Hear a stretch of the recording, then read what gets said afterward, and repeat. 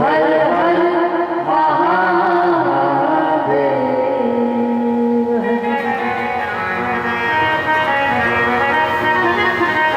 भाव से मेरे साथ में आप लोग भगवान राम से कीर्तन करें और कहें जय सिया राम जय जय सिया राम जय सिया राम जय सिया राम जय सिया राम जय जय सिया राम जय सिया राम जय सिया राम जय सिया राम जय जय सिया राम जय सिया राम जय सिया राम जय सिया राम जय जय सिया राम जय सिया राम जय सिया राम जय सिया राम जय जय सिया राम जय सिया राम जय सिया राम जय सिया राम जय सिया राम जय सिया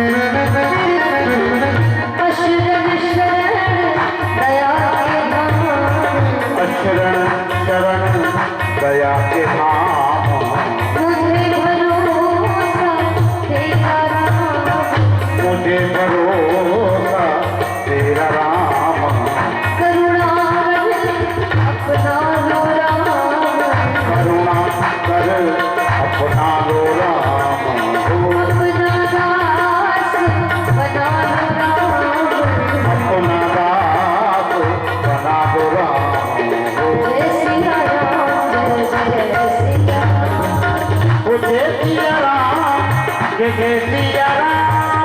जय सिया राम जय सिया राम जय सिया राम जय सिया राम जय सिया राम ताली बजाइए जोरदार जय हो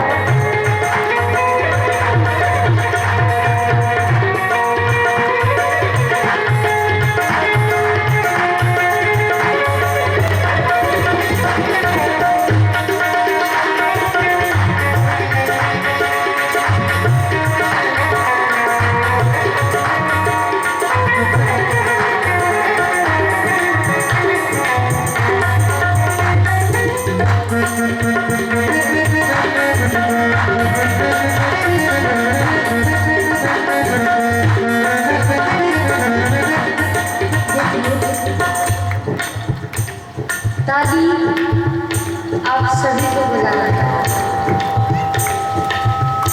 क्योंकि ताली बजाने के कई फायदे हैं।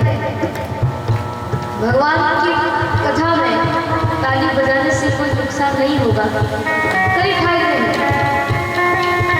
अगर आप कहो तो मैं आपको दो चार फायदे बता दूं। बताओ चलो बताइए देती हूँ। पहला फायदा भगवान के कीर्तन में भजन में ताली बजाने से हाथ की गलत गलत रेखाएं जो होती हैं वो मिट जाती हैं। अगर भगवान के कीर्तन में भजन में ताली बजाओगे तो हमारे हाथ में जो गलत गलत रेखाएं होती है ना वो मिट जाती है और अच्छी अच्छी रेखाएं आ जाती है। भगवान के कीर्तन में भजन में ताली बजाना चाहिए। दूसरा फायदा भगवान के कीर्तन में भजन में ताली बजाने से एक तो आपको नींद नहीं आएगी, क्योंकि कई लोग कथा में आते हैं, कथा में आकर भी सो जाते हैं।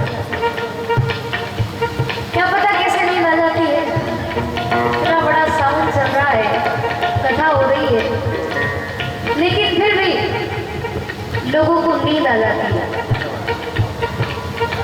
भगवान के कीर्तन में, भजन में ताली बजाने से आपको नींद नहीं आएगी। तीसरा फायदा, आजकल तो बहुत सारी बीमारियां चल रही है, जहां देखो वहां बीमारी ही बीमारी। लेकिन भगवान के कीर्तन में, भजन में ताली बजाने से लकवे की बीमारी नहीं होती है। काय की बीमारी नहीं होती है, लकवे की बीमारी नहीं होती है। इसलिए भगवान के कीर्तन में, भजन में ताली बजाना चाहिए। चौथा फायदा, फिर वो फायदा नहीं है, वो नुकसान है। वो नुकसान क्या है? अगर आप भगवान के कीर्तन में, भजन में, चौपाइयों में, भगवान की कथा में ताली नहीं बजाओगे, ध्यान से सुनना, कि अगर आप भगवान के कीर्तन में, भजन में ताली नहीं बजाओगे तो फिर अगले जन्म में आपको घर घर जाकर ताली बजाना पड़ेगी। तो आप समझ लीजिए कि घर घर जाकर ताली कौन बजाता है। मैं नाम नहीं लूंगी, आप तो समझदार हैं, इसीलिए ताली जरूर बजाएं और भाव से कहें, जय सिया राम, जय जय सिया राम, सिया राम, जय जय सिया राम, जय सिया राम, जय जय सिया राम, जय सिया राम, जय जय सिया राम।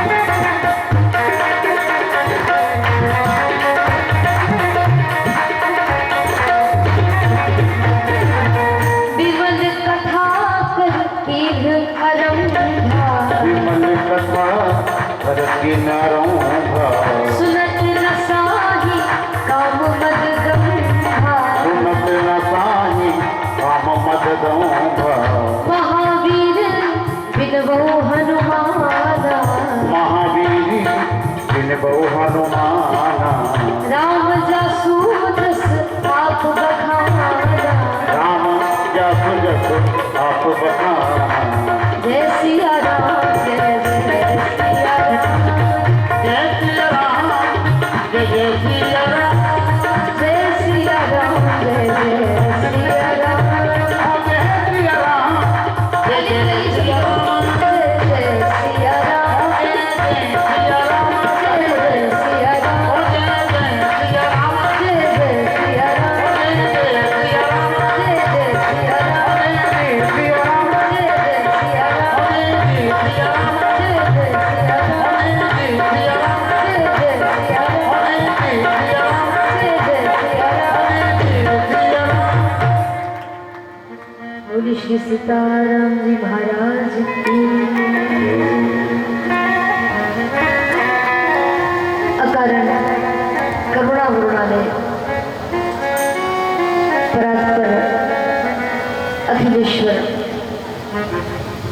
ब्रह्म अनंत कोटि अखिल ब्रह्मांड के नायक श्री राघवेंद्र सरकार के श्री चरणों में कोटि कोटि वंदन करते हुए अनंत बलवंत श्री संत महंत श्री हनुमान जी महाराज के चरणारविंदों में कोटि कोटि नमन करते हुए अपने इष्ट देवता,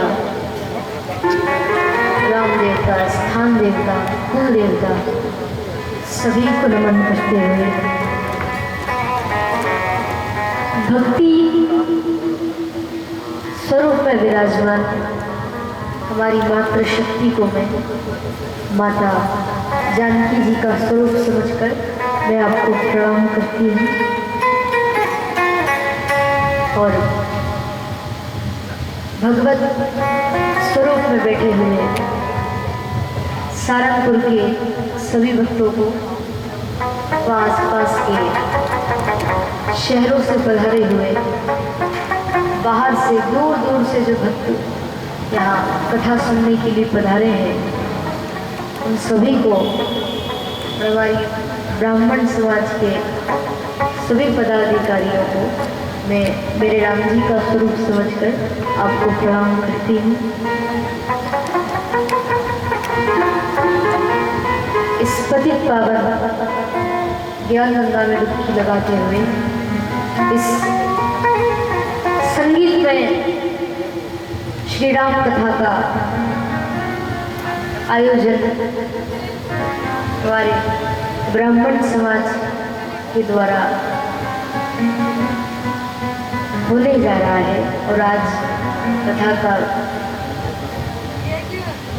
पहला दिन है।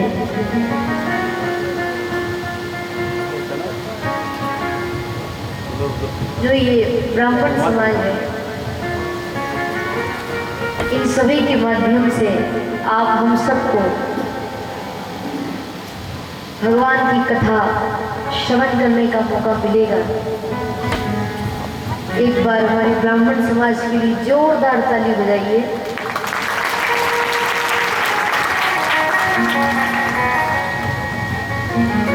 क्योंकि भगवान की कथा कराना कोई साधारण बात नहीं है। वही व्यक्ति भगवान की कथा करा सकता है, वही समाज वही समिति भगवान की कथा करा सकती है जिस पर भगवान की असीम कृपा होती है। नहीं तो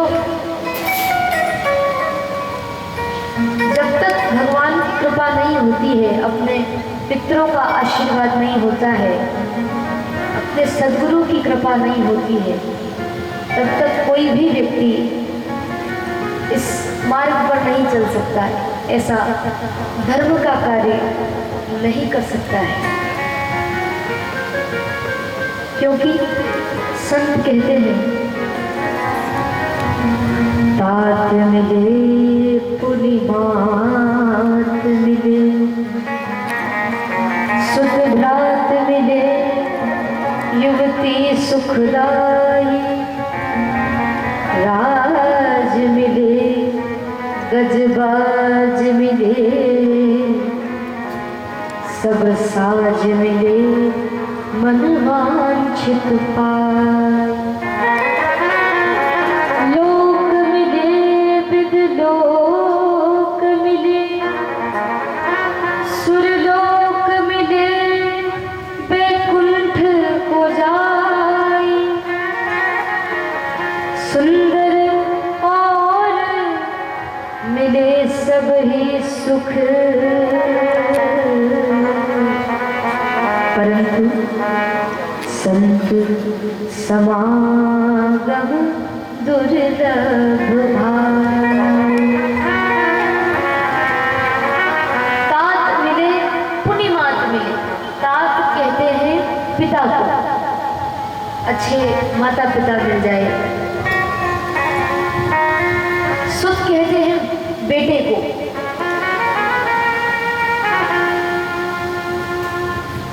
बेटा अगर अच्छा निकल गया,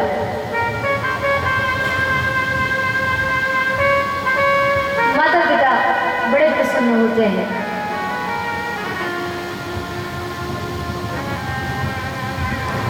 अच्छे माता पिता मिल जाए, अच्छे भाई बहन मिल जाए, अच्छी पत्नी मिल जाए, सुंदर पत्नी मिल जाए, लेकिन फिर भी इस मन को शांति नहीं मिलती है।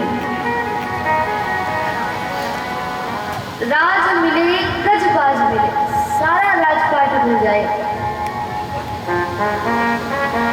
लेकिन फिर भी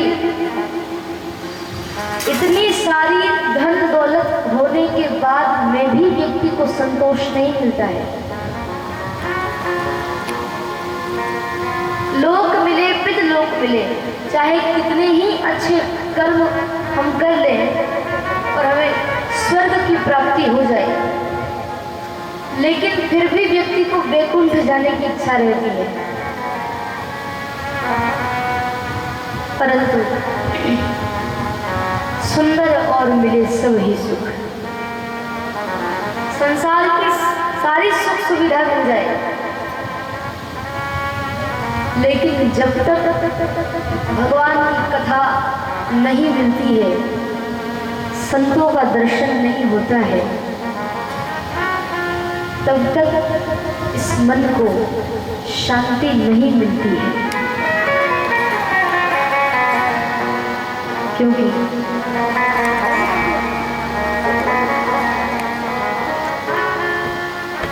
तुलसीदास जी महाराज रामचरितमानस में लिखते हैं,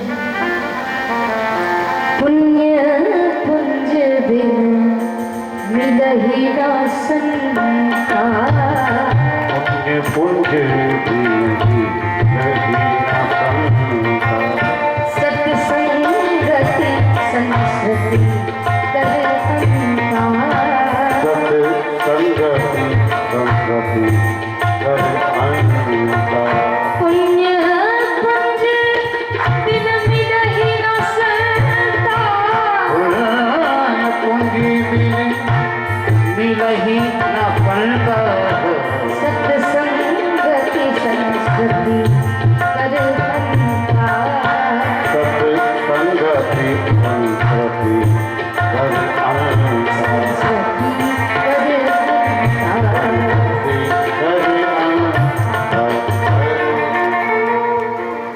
पुण्य पुंज बिन मिलहि ना संता। भगवान की कथा हमें कब मिलती है, संतों का दर्शन हमें कब मिलता है, कि जब आपके हमारे अनंत जन्मों के पुण्य जब उदय होते हैं, तब जाकर भगवान की कथा सुनने को मिलती है।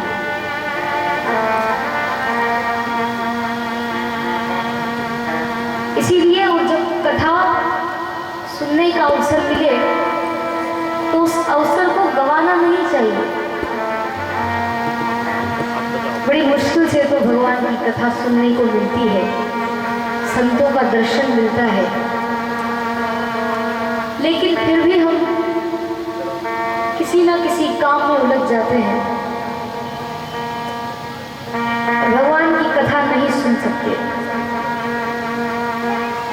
समय निकालकर जैसा आपको समय मिले वैसे आप भगवान की कथा में आइए, क्योंकि श्रीमद् भागवत जी में भी व्यास जी महाराज लिखते हैं, भाग्यवेद बहुजन्म समर्जितेन सत्संगम च लभते पुरुषो यदा वे, अज्ञान हेतु कृत मोह मदांधकार नाशम विधाय ही तदुदयते विवेकः।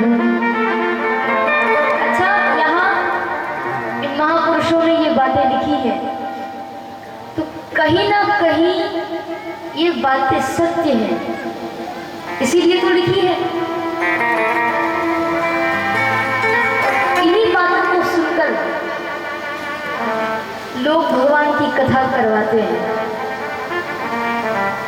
क्योंकि कहीं ना कहीं ये बातें सत्य हैं।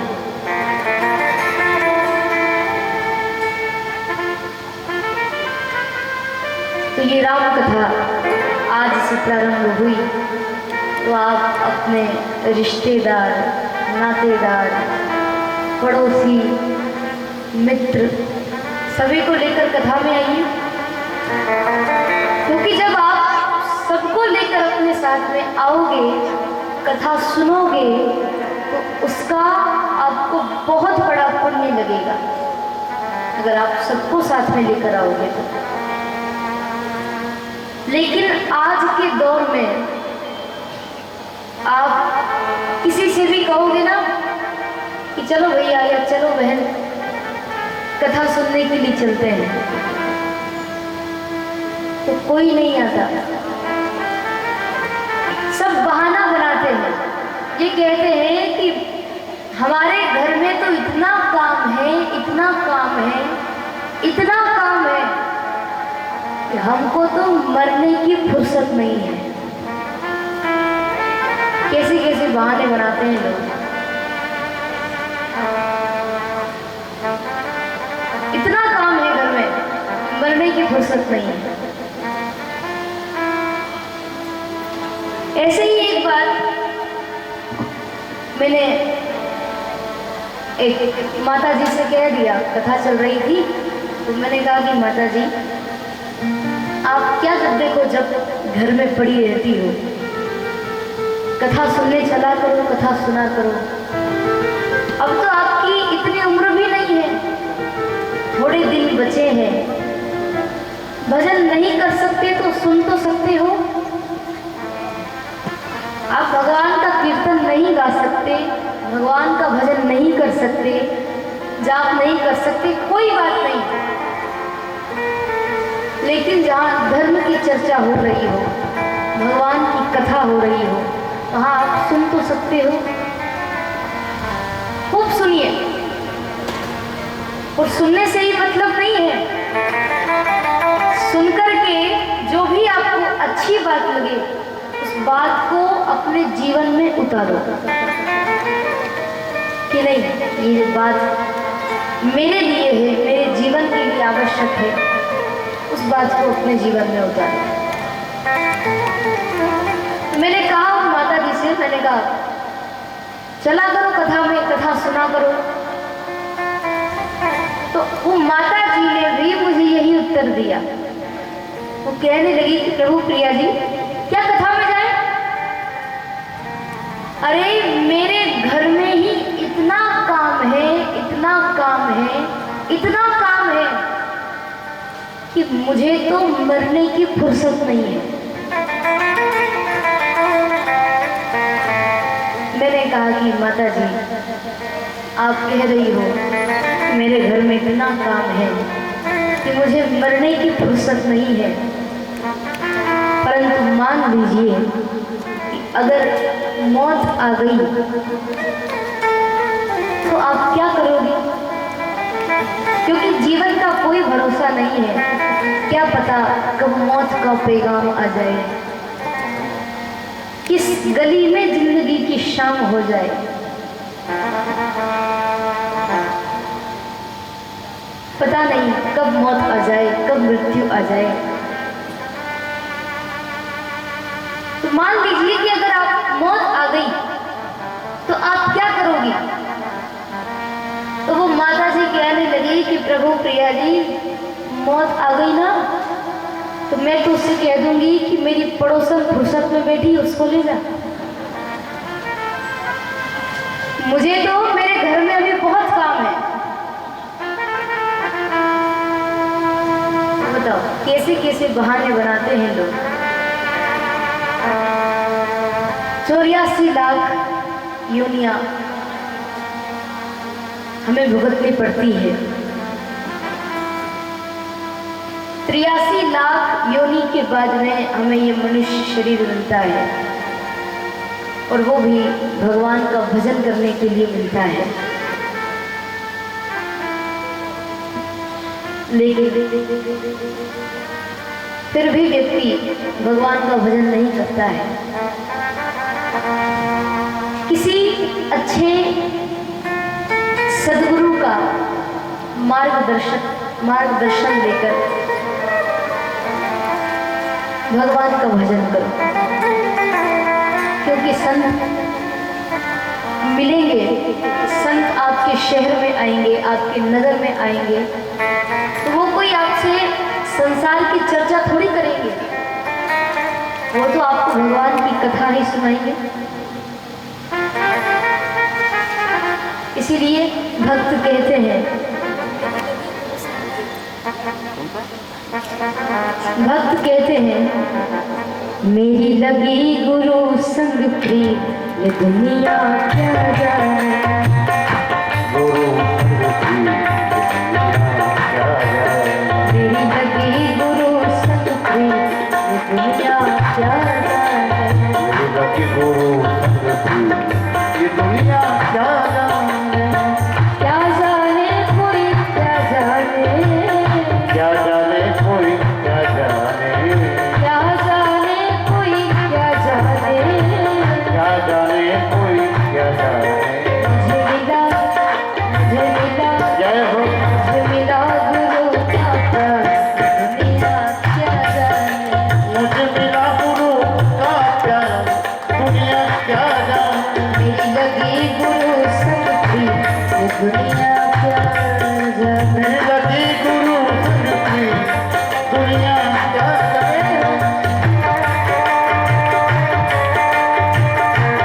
ताली बजाइए, जिनको नाचना है जरूर नाचें।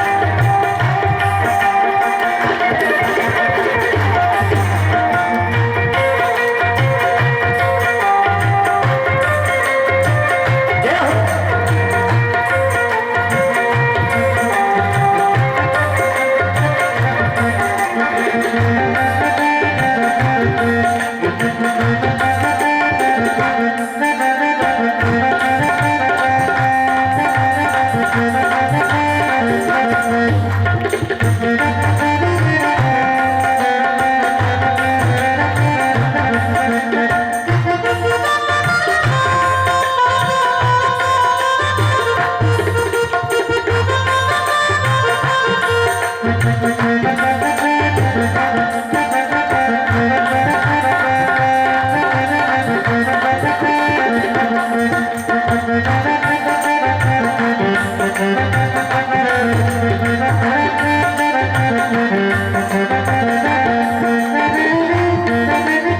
गुरु ने ऐसा ज्ञान सुनाया, गुरु ने ऐसा ज्ञान सुनाया। सत्य की राह पे चलना बताया।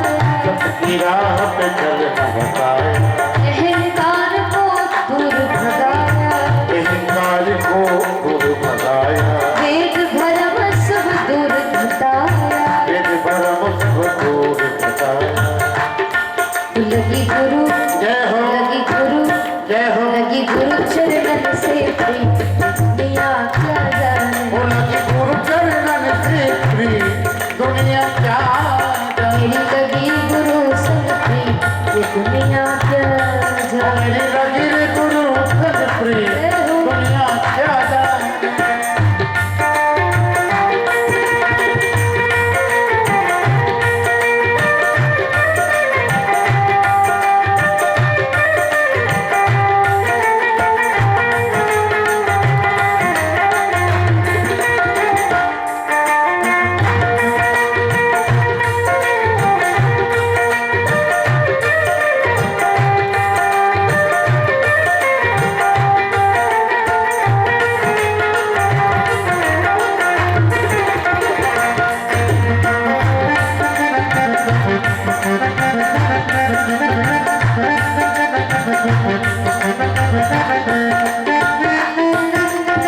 बाजी जब गुरु घर पे लगाई। हैरी हैरी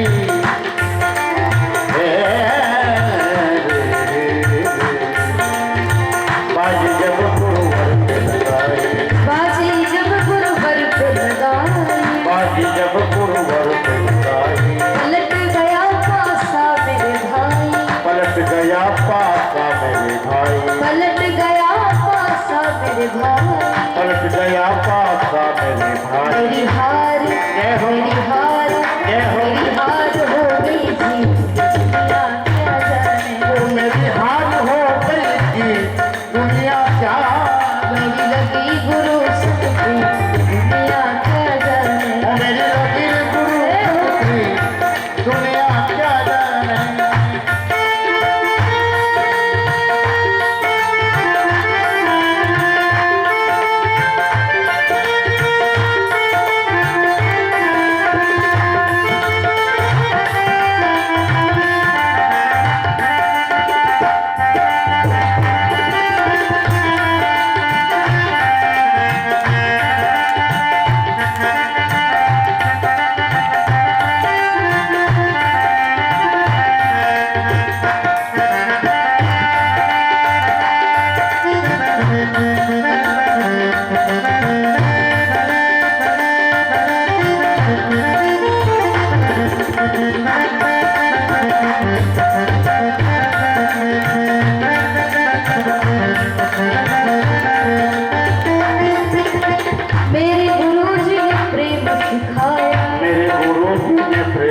दिखाया, करके इशारा पास बुलाया, करके इशारा पास बुलाया, मेरे गुरुजी ने प्रेम सिखाया, मेरे गुरु जी ने प्रेम सिखाया, करके इशारा पास बुलाया, करके इशारा पास बुलाया। बगाए जय हो, बगाए जय हो, बगाए उनके गीत दुनिया क्या जाने, ओ मैं गाऊं उनके गीत दुनिया क्या जाने, मेरी लगी गुरु संग प्रीत दुनिया क्या जाने।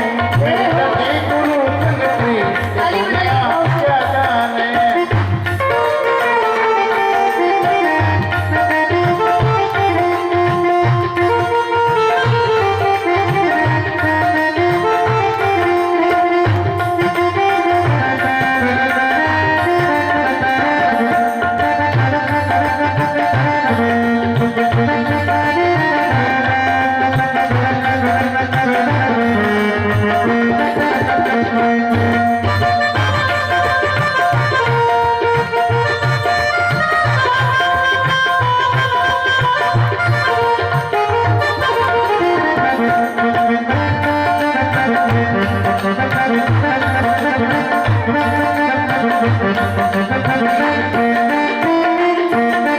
सत्संग में गुरुवर की पूजा, सत्संग में गुरुवर की पूजा, गुरु के जैसा और न दूजा, गुरु के जैसा और न दूजा। सत्संग में गुरुवर की पूजा, सत्संग में गुरुवर की पूजा, गुरु के जैसा और न दूजा, गुरु के जैसा और न दूजा। जो चाहे जय हो, वो चाहे जय हो, वो चाहे सबका ही दुनिया क्या जाने, जो चाहे सबका ही ये दुनिया क्या जाने। मेरी लगी गुरु संग प्रीत ये दुनिया क्या जाने। ओ मेरी लगी रे गुरु संग प्रीत दुनिया क्या जाने। जय हो, जय हो,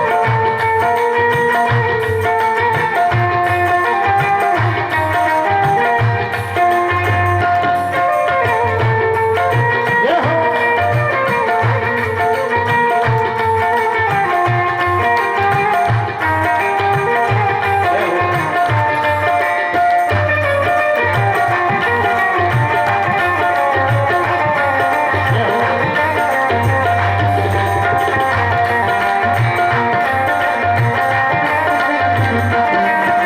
मेरी लगी गुरु संग प्रीत दुनिया क्या जाने, लगी गुरु संग प्रीत दुनिया क्या जाने। मेरी लगी गुरु संग प्रीत ये दुनिया क्या जाने। ओ मेरी लगी रे गुरु संग प्रीत दुनिया क्या जाने।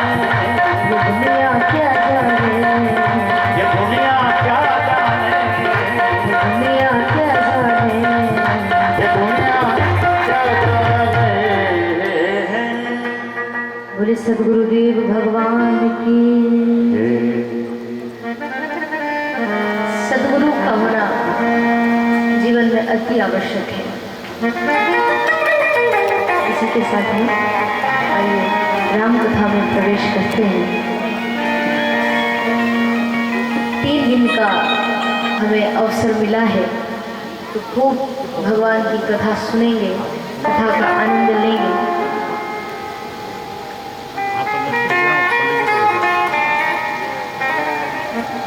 शिव जी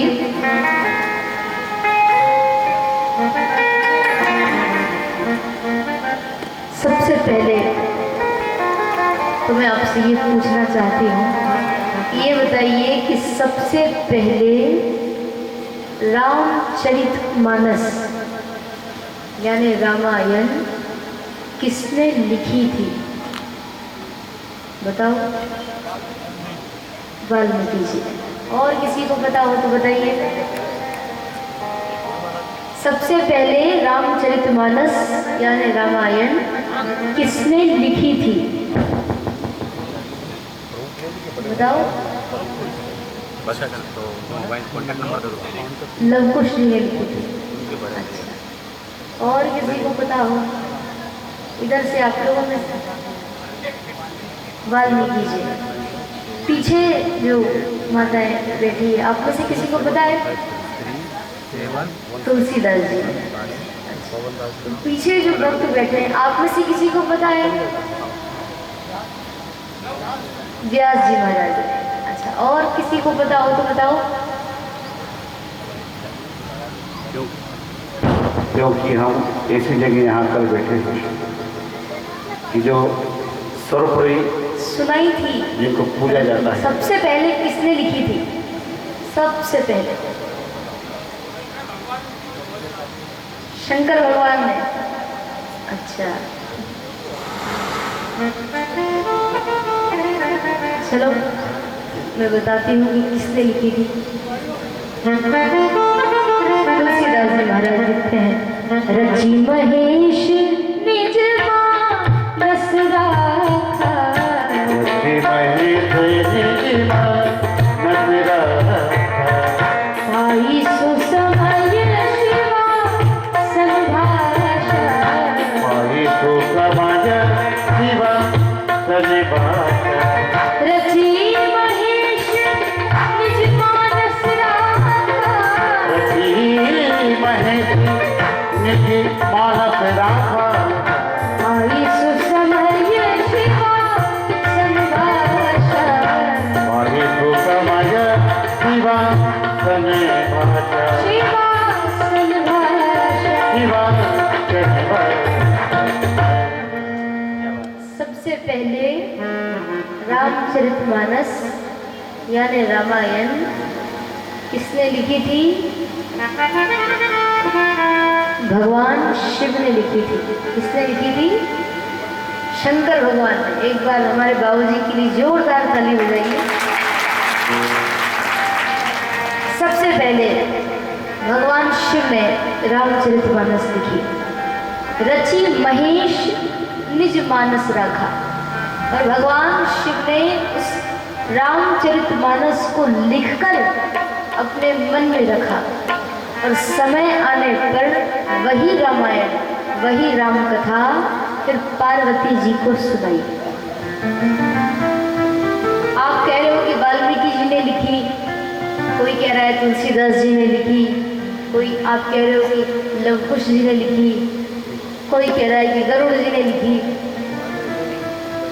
वाल्मीकि जी ने भी रामायण लिखी है संस्कृत में, तुलसीदास जी ने भी रामचरितमानस लिखी, हनुमान जी ने भी रामचरितमानस लिखी, लवकुश जी ने भी रामायण लिखी, गरुड़ जी ने भी रामायण लिखी, काकभुसुंडी जी ने भी रामायण लिखी, गणेश जी ने भी रामायण लिखी। सभी ने रामायण लिखी है, क्योंकि रामायण सतकोटि अपारा। रामायण 100 करोड़ है। कितने करोड़ है? 100 करोड़। तो सभी ने रामायण लिखी है, रामचरितमानस लिखी है, परंतु सबसे पहले भगवान शिव ने लिखी, उसके बाद में फिर अन्य देवताओं ने लिखी। एक बार हनुमान जी महाराज ने पत्थरों पर रामचरितमानस लिखी। पत्थरों पर जब रामायण लिखी, पूरी रामचरितमानस पत्थर पर लिख डाली। और जब वाल्मीकि जी आए, वाल्मीकि जी ने वो रामायण पढ़ी, तो वाल्मीकि जी के मन में ईर्ष्या होने लगी। वाल्मीकि जी विचार करने लगे कि हनुमान जी ने कितनी अच्छी रामायण लिखी है, अब तो सब लोग इन्हीं की रामायण को पढ़ेंगे, मैंने जो रामायण लिखी है उसको कोई नहीं पढ़ेगा। जब वाल्मीकि जी के मन में ईर्ष्या होने लगी, हनुमान जी समझ गए। हनुमान जी ने कहा कि मेरी रामायण पढ़कर अगर किसी को ईर्ष्या हो, ग्लानि हो, तो मैं ऐसी रामायण नहीं रखता। उसी समय हनुमान जी ने उन सारे पत्थरों को, जिन पर रामचरितमानस लिखी थी, उन पत्थरों को समुद्र में बहा दिया। तो सबसे पहले रामायण किसने लिखी थी? भगवान शिव ने लिखी थी। तो ये रामचरितमानस भगवान शिव का प्रसाद है। शंभु प्रसाद सुमति ही हुलसी।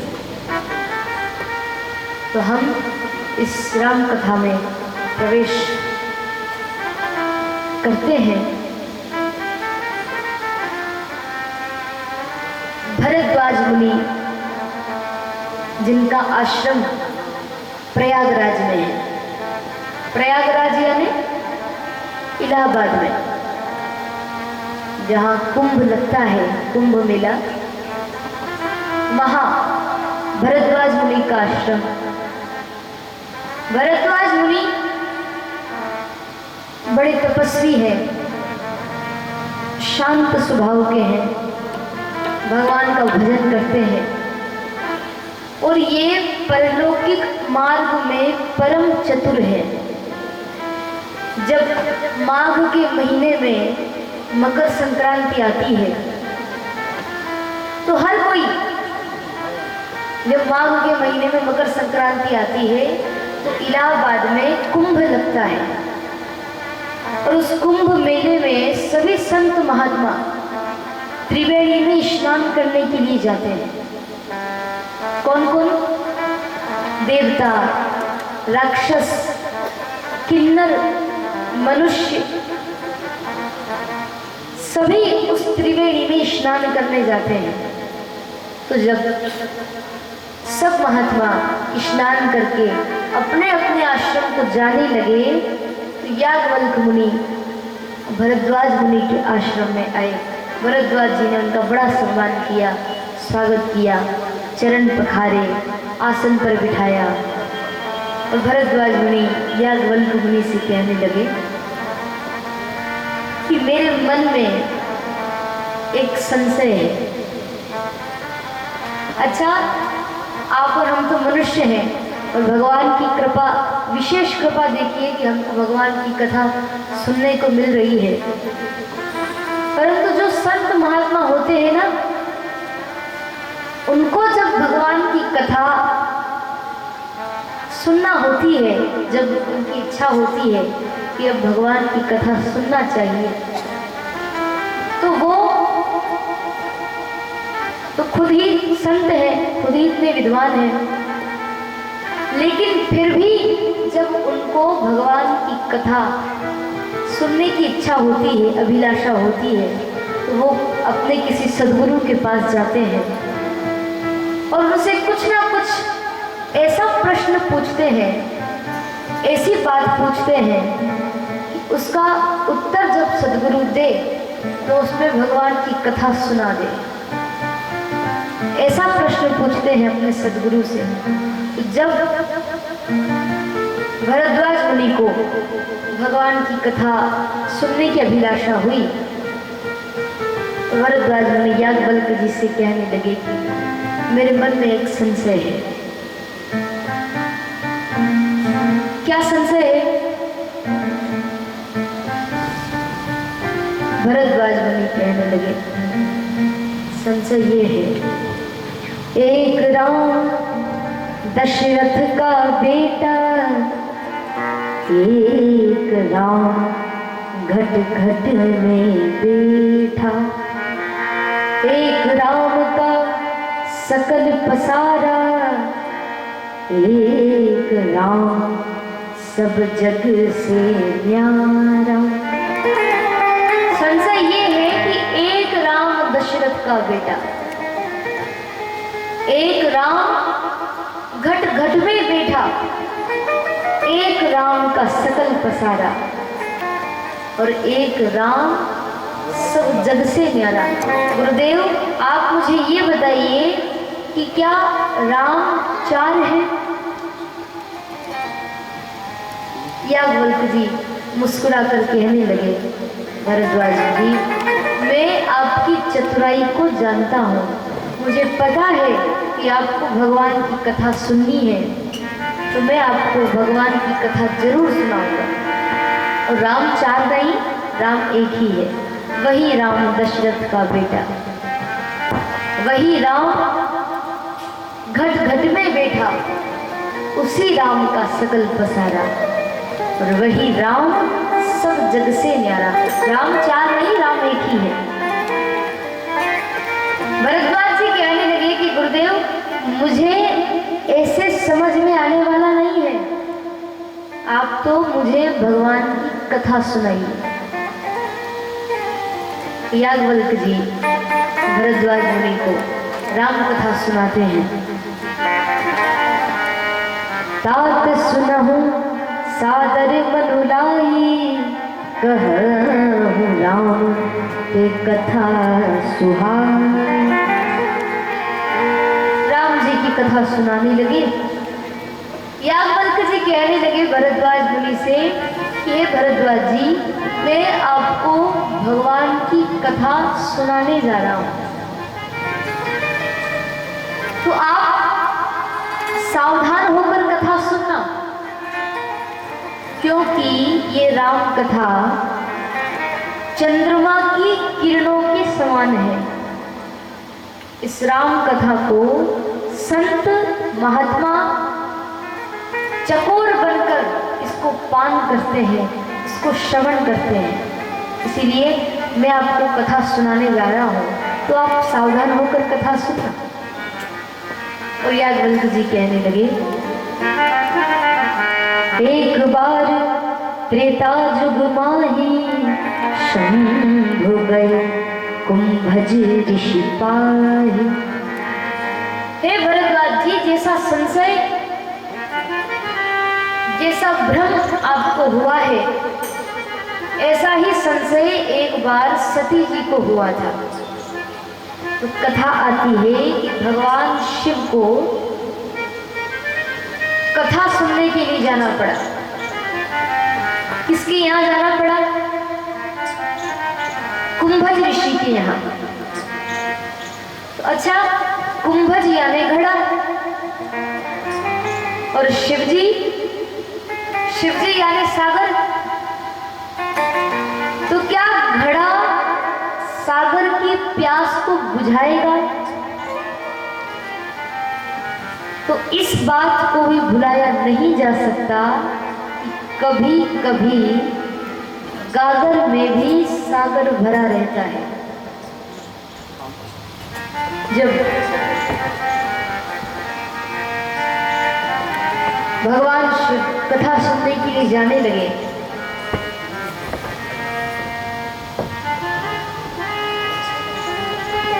कुंभज ऋषि यानी अगस्त मुनि के आश्रम में। तो यहाँ रेदास जी का प्रसंग आता है कि रेदास जी जूते चप्पल बनाने का काम करते थे। गंगा जी के किनारे जूते चप्पल बनाने का काम करते थे। रेदास जी को अपने कर्म पर इतना भरोसा था, इतना विश्वास था कि गंगा जी पास में ही बैठी थी, लेकिन फिर भी रेदास जी गंगा स्नान करने नहीं जाते थे,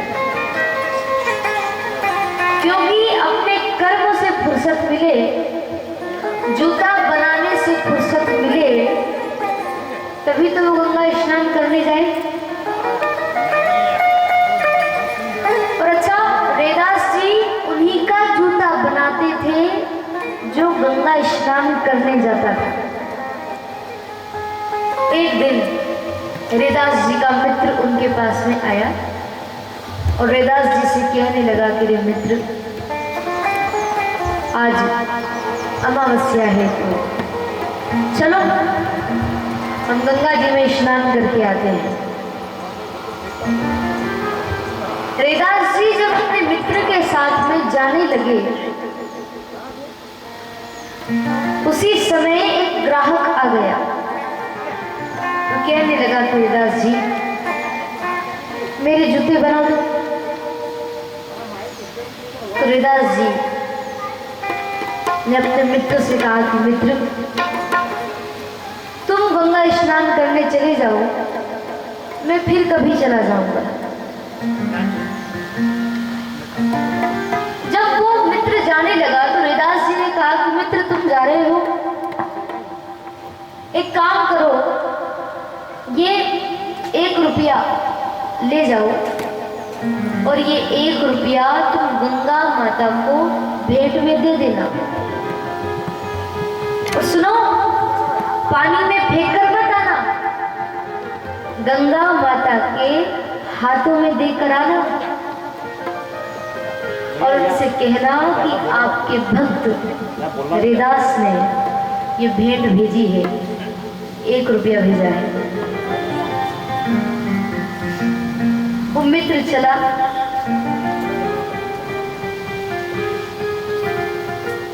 मित्र विचार करने लगा उस 1 रुपये को लेकर कि ये हरिदास पागल तो नहीं हो गया।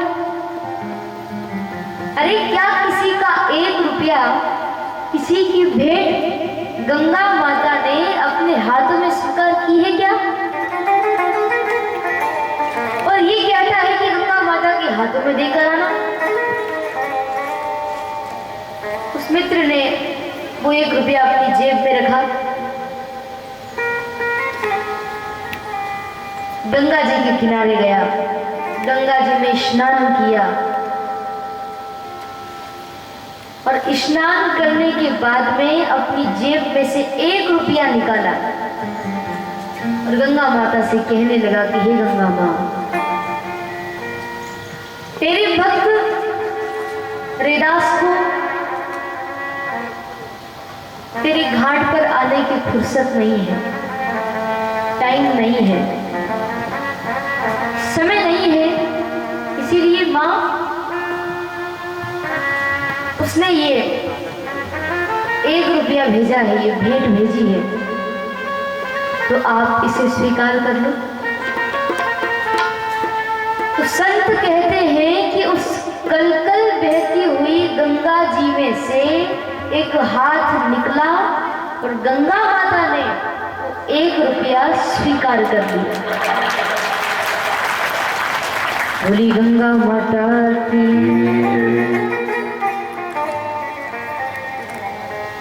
अब वो मित्र वहां से जाने लगा, तो फिर गंगा माता के पास आया, कहने लगा कि माँ, आपने वो 1 रुपया स्वीकार तो कर लिया, लेकिन उसके बदले में कुछ निशानी तो दो। संत कहते हैं कि गंगा माता ने अपने हाथ से एक कंगन निकाला और वो कंगन उस भक्त को आशीर्वाद के तौर पर उसको दे दिया। अब तो जैसे ही वो कंगन को लेकर चला, रास्ते में जा रहा था, मन में विचार करने लगा, उसके मन में लालच आ गया। कहने लगा कि हरिदास इस कंगन को लेकर क्या करेगा? मैं ये कंगन राजा को दूंगा तो राजा मुझे बहुत सारा धन देगा। उसके मन में लालच आ गया। फिर वो व्यक्ति हरिदास जी के पास नहीं गया, वो राजा के दरबार में राजा के पास गया, राजा को कंगन दिया। राजा ने कहा कि पंडित जी, आप ये कंगन कहां से लेकर आए हो? तो वो व्यक्ति मुस्कुराकर कहने लगा कि राजा साहब, ऐसे कंगन तो आए दिन गंगा माँ हमें देती रहती है, वहीं से लेकर आया हूं।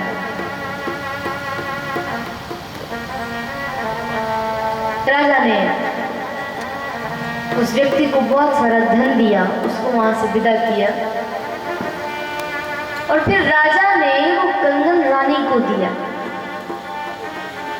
रानी ने जैसे ही वो कंगन पहना तो रानी ने जिद कर ली कि मुझे एक और ऐसा कंगन चाहिए। अब पत्नी की मांग थी, राजा ने फिर उस